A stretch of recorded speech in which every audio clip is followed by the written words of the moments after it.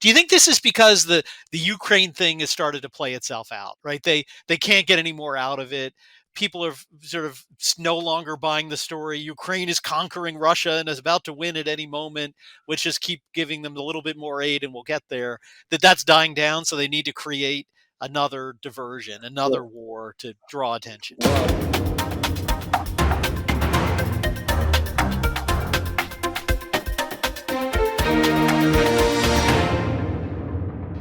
Welcome back to Church and State with Chris Farrar and Brian McCall.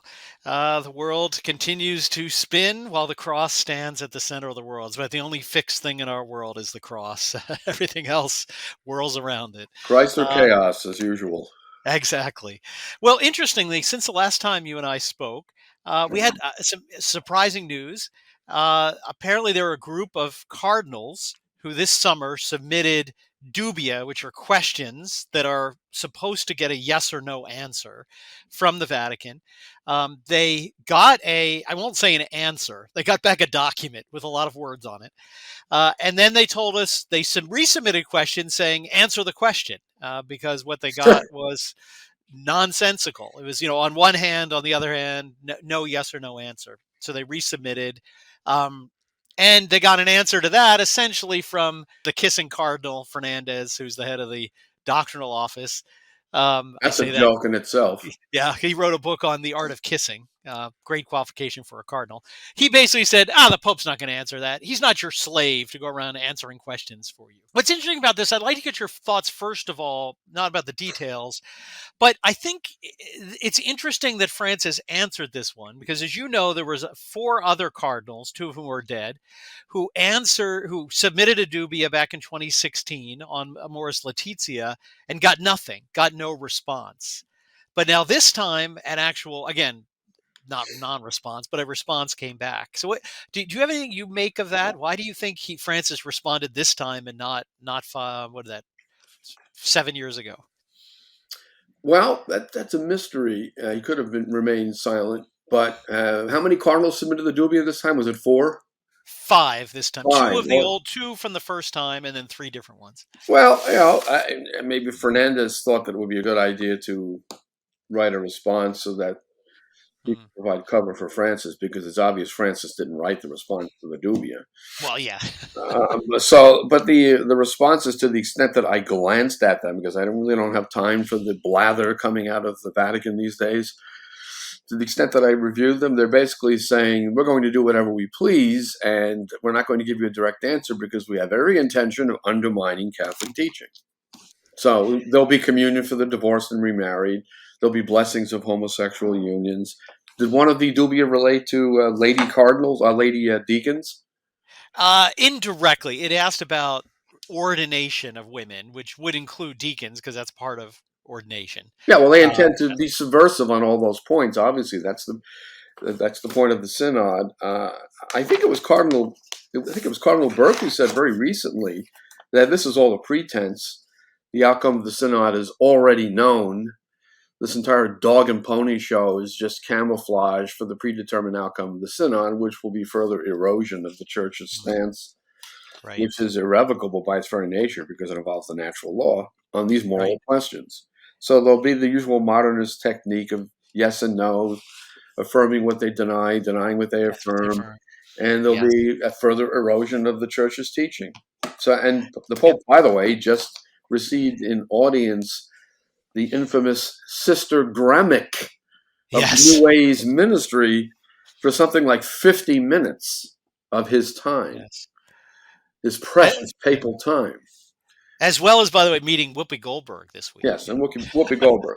So this Right. Pope, as we well know, is openly subversive of the church. He's a threat to the integrity of the faith. I'm not the only one who said it. Some mainstream commentators have said much the same thing. I think Jeff Meares put it this way, that he's a danger to the faith. Yes. Jeffrey Meares. Now, Yes. someone like Meares is willing to say that, and this was several years ago. One can only imagine what he'd be prepared to say now, what many people are saying, that this Pope is a menace to the church. Interesting. Well, let me give you my spin on that. See what you think. Here's my, because you're right. This probably was written by Fernandez, but certainly is not against. This is what the Pope would have wanted. This is what Right. Francis would have wanted. So here's my thought: Gerhard Mueller was, for all his flaws that we've talked about in the past, but was the head of the doctrine of the faith back then, and that maybe he was the reason there was no response, because he realized a response like this is worse than saying nothing. That a garbled, ambiguous, you can interpret anything from it, and Yeah. maybe he wouldn't write the response Francis wanted, because he would have written a response that clarified that traditional doctrine still holds. And now that Francis has his man in the chair, maybe that's why he was willing to respond. I don't know. What do you plausible? Well, Father Michelli had a great phrase to describe these modernist subversives. He called them connoisseurs of ambiguity. Yes. So they employ ambiguity, and in the very act of doing so, you know what they're up to. Yes. I mean, it's an old trick. We know where they're going with this fake synod, which is just a disguise for what Francis wants. Yeah. And he said in recent days, dogmas must evolve. That's the quintessential modernist position, the Yep. evolution of dogma. And if you hold to that proposition, you've basically liquidated the entire Catholic religion. Hmm. So, Well, speaking of which, I think, and we'll talk about all the questions, but the first question that the cardinals asked is really emblematic of everything that follows. So they basically say that some of the bishops, in getting ready for this synod, who have not been corrected, have been saying that divine revelation should be reinterpreted according to the changes of our time. And then that's a summary. There's a little longer question. So basically, the question is, should divine revelation be reinterpreted so as to accord to our modern times? Let me just start reading Francis's answer. I can imagine. Again, I haven't bothered, so let's hear it. Right. Well, here you Oh, go. you know what? This will be a YouTube reaction video. Exactly. The the answer depends on the Pardon me if meaning I you do a spit take. right. Okay. So here's Francis. The answer depends on the meaning you give to the word reinterpret. And then he basically goes on to say, "Oh, it means reinterpreting better, understanding better, and then you can change." But that's not changing; that's reinterpreting. But interestingly, he actually gives some very specific uh, I examples. think I know these. Yes, at the end of them, he basically goes, and it's interesting. He could have been even really more clever and gone to some Old Testament passages, which have clearly been superseded by the New Covenant, and sort of Right. point that out, which would is a false argument, but would sound a little better. But he actually goes right to New Testament ones. He basically says, for example, we cannot materially repeat today what St. Paul said about women in 1 Corinthians 11:3, 10:1, or Timothy 2:11 to Why 14, not? and other texts of scripture that cannot be repeated today. Why not? I'd very much like to encourage you to read the fall 2023 issue of the Fatima Crusader. It will be a great help for you and for others in being correctly informed about the grave errors and the grave danger that the upcoming Synod on Synodality is going to be for our faith. This is taking place in October of 2023. I think that one of your best resources, again, in terms of being well informed, truly well informed about the going ons of this Synod, again, to also be able to respond in a truly faithful and Catholic way to this attack on our faith, will be to read the Crusader and to, help spread it to others. So I encourage you to do that. May God bless you, and may Our Lady of Fatima intercede for you.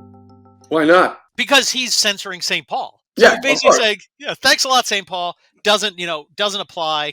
You can't be quiet. Stop saying it. Well, that's an important distinction you make Yes. between the passing of the old covenant in favor of the new Right. covenant, which is an action of divine will and further divine revelation, and a human attempt to revise what God has revealed or reinterpret what God has revealed. God can always change his own ordinances.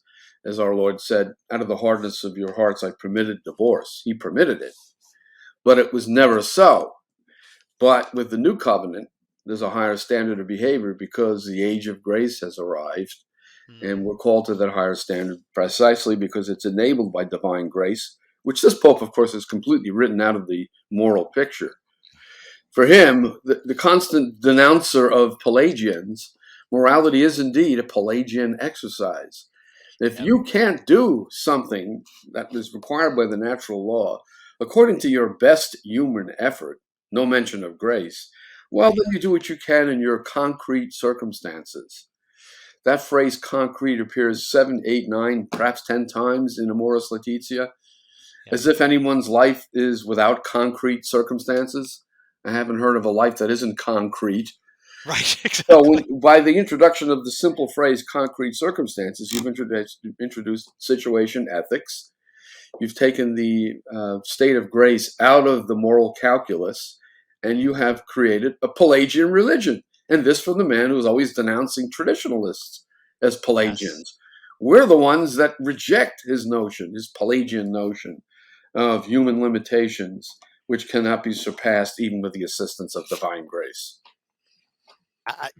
Absolutely. Well, and interestingly, in this first Dubium, he does something else Francis is really good at: quoting saints out of context. Oh, he's a Like, master of that. yes. So this is another master one you're going to love. So he says, "Oh, everything was scripture." Essentially, the more we get into the details, the more it's wrong. And he says, therefore, for example, I'm quoting St. Thomas Aquinas: the more one descends to matters of detail, the more frequently we encounter defects. Now, what's interesting about that is St. Thomas Aquinas is not speaking in that passage about the interpretation of Revelation, which is Francis uses the quote saying, "Oh, Francis, St. Thomas says that the more scriptures gets detailed, the more it's defective." So that comes from the first part of the second part, question 94, on the making of civil laws. Right. And he's saying that a human lawmaker, unlike God, who can see everything, can't foresee all future things, so he might not make a perfect law. Whereas he actually goes on to say, whatever laws God makes is always perfect. So he literally takes something and then applies it back to God in divine revelation. The more God got into details, the more he made a mistake.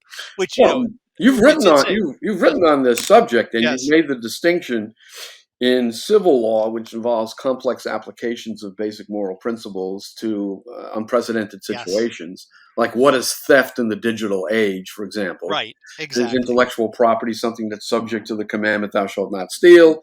Yeah. That could be a difficult question, and you need the exercise of human wisdom to apply revelation. But something as basic as "Thou shalt not commit adultery." I mean, Right. the negative precepts of the natural law, as understood from the beginning, have very obvious applications without exception. You can Exactly. never commit adultery, which Exactly. is a far cry from a question such as, if I take someone's copyright, have I violated the commandment against stealing? Exactly. Yeah, but again, he classically, if you didn't know where this came from in the Summa, you'd think, "Oh, wow, I guess Aquinas said that." He's a It's pettifogger. exactly. Well, Pettifoggery. real quick, let's go on to one other, because this again will illustrate it. This one, they asked about this practice that we know is now going on in Scandinavia and Germany of, quote, blessing people who are engaging in unnatural acts against the natural law that simulate the marriage act, so-called homosexual couple, which doesn't really mean anything, blessings.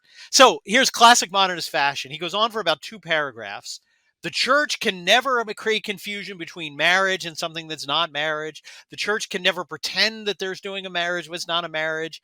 Right? All sounds pretty good, right? Oh, well, he's against this.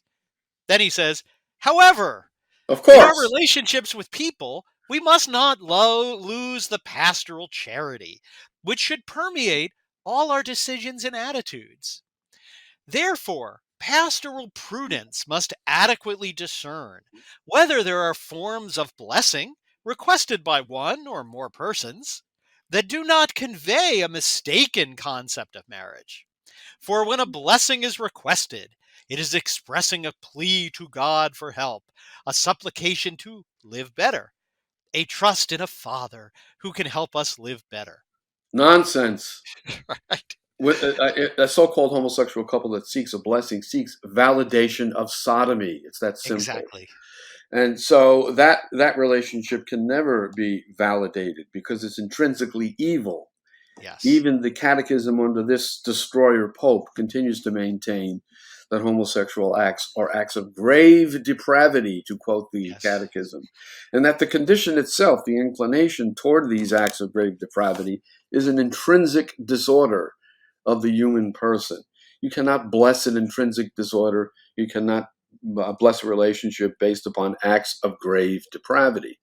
So, what is it exactly that would be blessed in the case of a homosexual so-called couple, if not their acts of grave depravity, which would Mhm. validate those acts? That's what Yep. they're looking for. That's why they want the blessing. He knows it. Fernandez knows it.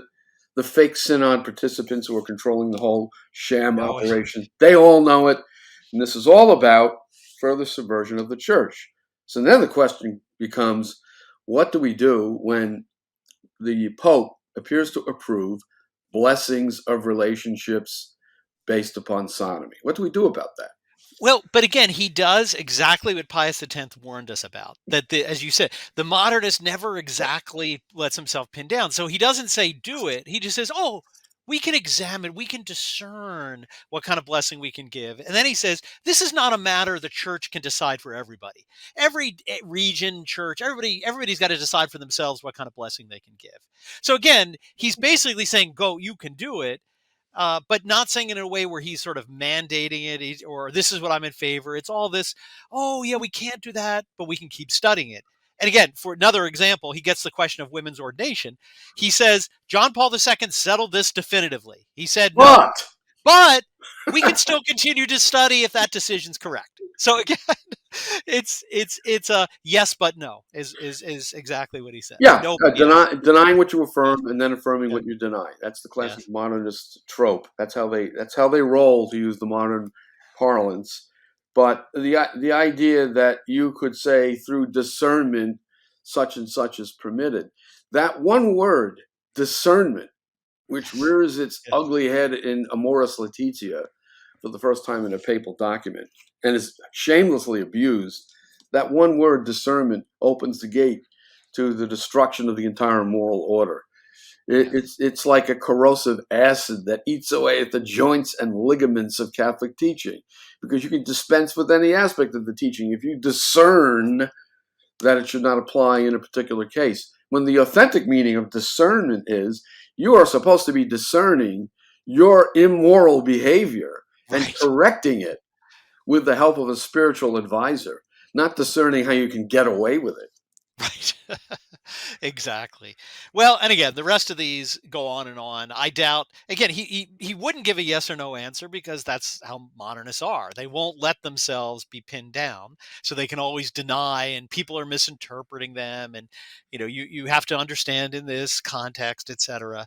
But, the people that want to do these things, they see the signal loud and clear. Hey, you in Germany that are already doing this, you're fine. Don't worry. No one's going to bother you. Keep doing it. And I think that's what's going to happen with women deacons. I think there's going to be not some mandate, every church get one, but a sort of clear message. Hey, if you go and do this, no one's going to bother I think you. it's a done deal, and I'll tell you why I Yeah. think so. A very telling little Yeah. indication. I happened to glance at some of the proceedings at the opening of the stupid Yes. synod, and they had a woman reading the epistle in something that looked like an alb. Yes. She had a little green uniform on with some kind of insignia on it, which simulated clerical garb.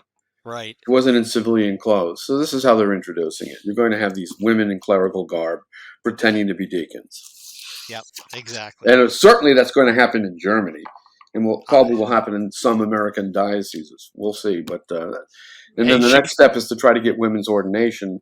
And there, I think, of course, the promises of Christ will prevent that ultimate disaster. But yeah, the fake deacons will be explained away by the defenders of the indefensible in yep. the conservative Catholic middle as not really deacons. Yeah. What are you worried about? No one Right. is really saying they're deacons. They just look Yep. like deacons and they walk like deacons and they talk like deacons, but they're not ordained as deacons. Exactly. Well, while they have this war of ambiguous words in Rome, the rest of the world marches on towards Armageddon, literally. The Valley of Jehoshaphat is a scene Yep. of great violence this past week. So obviously, we're talking about this attack, which interestingly, Hamas, Islamic terrorist group, launched on October the 7th, the anniversary of the defeat of the Islamic Empire at Lepanto. Remember, Islam has a long view of history. These are not coincidences, these dates. Just like so the September 11th incident occurred on the day that the Muslims were stopped both in Vienna and Malta. So again, I think we want to talk about this in a larger context. What's this mean? So what are your thoughts on this ever escalating situation that now is, seems to be barreling towards a further war? Well, what strikes me, first of all, is one of the many paradoxes that emerge in liberal thinking. Yes. Well, the liberals just love Muslim immigration when it disrupts the way of life in former Christendom. Absolutely love it. But when Hamas, which is obviously a terrorist group, commits atrocities, it's time to go to war against Islam. Let's Right. bomb Iran. Yep. At the same time, they're welcoming the Muslims, many of them subversive terrorists, into the heart of what was once Christendom in the Western nations. Which brings to mind another paradox. Open borders for Muslim immigrants, many of them terrorists. At the same time, they're trying to restrict travel by Yep. lawful residents. There's a new visa scheme coming to the fore. So Yeah. obviously we condemn what Hamas does. Obviously we condemn Islamic terrorism, which we're willing to call what it is. They are terrorists. They are fanatics. They are Yes. the enemies of Christ. But what about the rest of the world? Why do we hear nothing about the genocides in Africa, for example? 43,000 in the Rohingya genocide. We have 500,000 in the Darfur genocide, murdered. 70,000 in North Kivu, the Democratic Republic of the Congo. These are all in the 2000s. The world is racked by genocidal acts committed by genocidal dictators. John Rao tells the story of an African dictator, I forget his name, who on Christmas Day gathered together all of his enemies in a stadium and had them all machine gunned to death. Oh yeah, To Idi the Amin, was tune that of, Idi Amin, wasn't it? I'm not sure it was Idi Amin, Yeah. to the Okay. tune of "Those Were the Days." Oh gosh. No one cares about the African genocides, but the whole world is going to be convulsed, and we're going to have yet another war over the obviously unjustified atrocities committed by Hamas. And of course, we can't ignore the context in which those atrocities arise.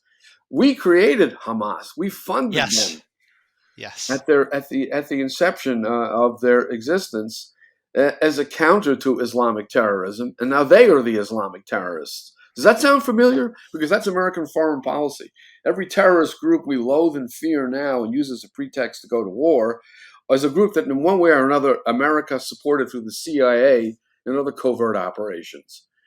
Our American foreign policy has been nothing but a policy of mindless disruption of affairs in the Middle East. Yep. I have to say, you have to agree with someone who spoke on behalf of Putin, one of his spokesmen, when he referred to the idiots who are running American foreign policy.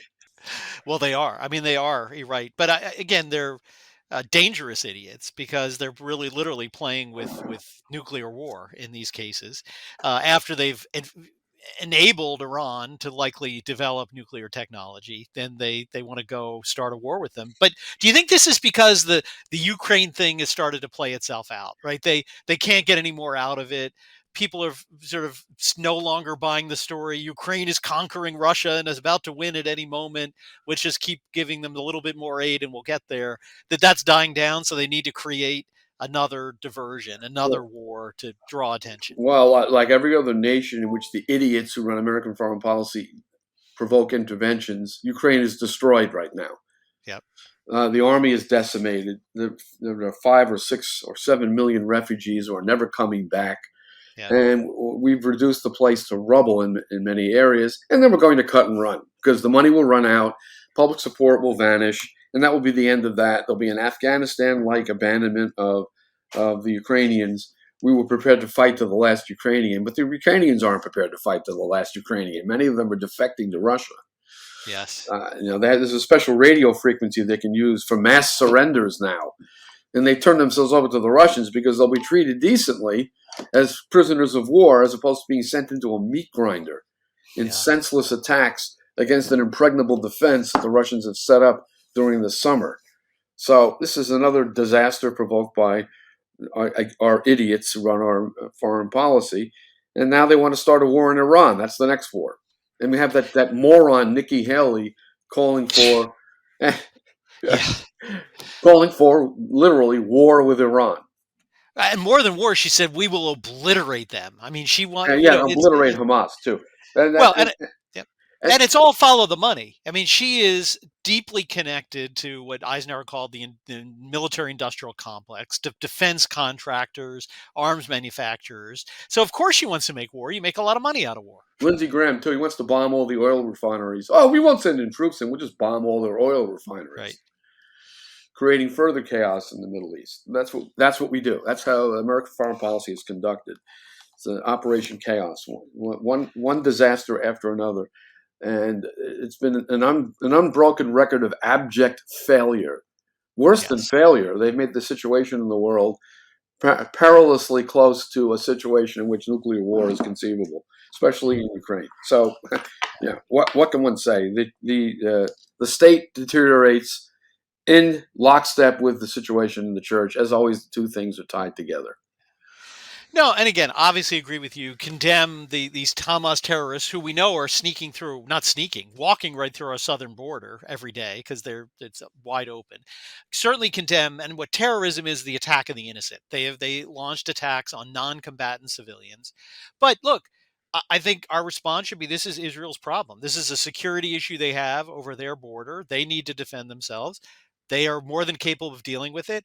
But no, we can't just leave it at that. We want to turn it into a larger, as you said, larger conflict to fight against the people in Iran that we just sent $6 billion to. And I don't know if you noticed this when the spokesman for this pathetic excuse of a presidential administration was asked, like, don't you think it's a problem we just send $6 billion to people we're going to war with? It's like, no, I don't really see a problem. And he said, well, shouldn't we like freeze their bank accounts and stop them getting that money? Oh, no. Money spent. Yeah, well, it's lunacy. It's lunacy. And again, it's driven not by any kind of legitimate policy objective, but by the donor class, the lobbyists in the military-industrial complex. And Lindsey Graham is now talking about bombing oil refineries. Oh, goody, another war. And the pilots on the aircraft carriers are just slathering at the prospect of being able to bomb stuff again, which is what they live for. And this is what we have, a foreign policy of endless wars. And by the way, which brings us back to Donald J. Trump, the one man who stands against this insanity, which is why he's been indicted 4 times in 2 months and has a Democrat judge in Manhattan trying to take away his entire business. Exactly. Well, you're right. I mean, for whatever you think of him, it was about the only 4-year stretch in the last 3/4 of a century when the United States did not get involved in major military conflicts. I mean, it was our world stage was relatively peaceful for 4 years, and that's one of the reasons they hated him. Yeah, you had to launch a few cruise missiles at some empty airfields in Syria to make everybody happy, but that was the extent of it. Exactly. Oh, by the way, now we hear from, I think it's the Israeli defense minister, I'm not sure who it was, but they're preparing the land operation in the Gaza Strip. And he basically said, all the civilians in the Gaza Strip are guilty. Yes. And his rationale for that is they did not rise up against Hamas. So if some mother with children or some father with a family doesn't rise up against Hamas, he's guilty for their terrorist attacks, which makes him fair game. Makes the whole family fair game. That's a pretty alarming statement. So it looks like there's going to be some ethnic cleansing if this ground invasion happens. So the terrorist acts of Hamas will be followed by attacks on innocent civilians who get in the way. And essentially, this is modern 21st century warfare. I mean, this is what we did in Afghanistan, Iraq. It's basically total war. I mean, the United States started in World War II by firebombing German civilian targets. And Hiroshima. It's just what they've come to. We're a world constantly at war and rumor of wars where everybody's a combatant. So really what he's saying is nothing more than the United States has done, themselves. They just learn from us. Well, if the world had listened to Pope Benedict XV, World War I could have been ended. Yes. And if the world had listened to the teaching of the church in its explanation of just war theory, none of these wars conducted by the U.S. foreign policy establishment would have happened. So again, it's the old situation that began with patient zero, Martin Luther in 1517, the disassociation of the body politic from the Catholic Church. And as a result, the world has hell to pay. Yeah.